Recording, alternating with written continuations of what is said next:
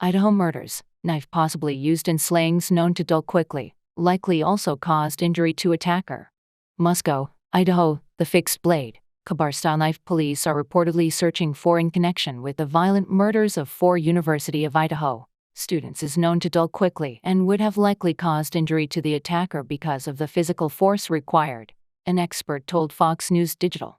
Police have said since early in the investigation that they are looking for a fixed blade knife that was believed to have been used in the Nov. 13 quadruple homicide. The Idaho Statesman spoke to a Moscow building supply store manager earlier this month who said police had asked if the business sold Kabar knives. The store does not sell them. Jonathan Gilliam, a former FBI special agent and law enforcement officer, told Fox News Digital the type of knife involved in the crime sheds light on the way in which the attack could have progressed. Gilliam, also a former U.S.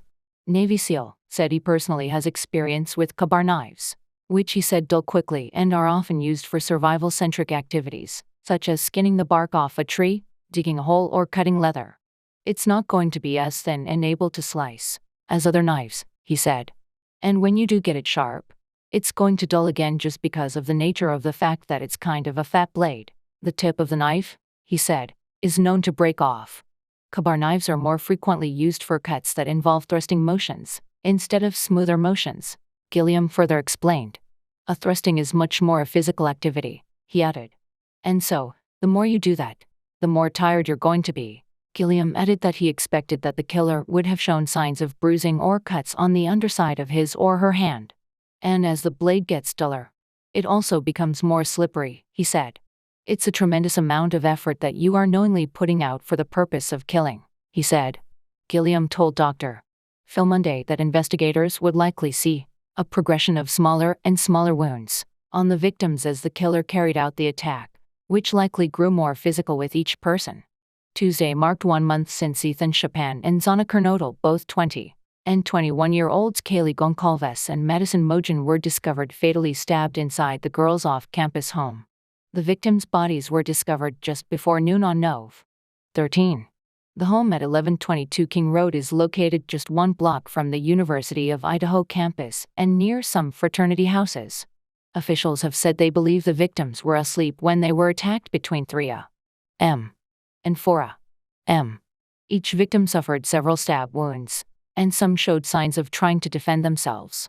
The homicides were carried out on the 2nd and 3rd floors. 2 other roommates were on the bottom floor of the home and were unharmed, police said. Musco police officers responded around 11:58 a.m.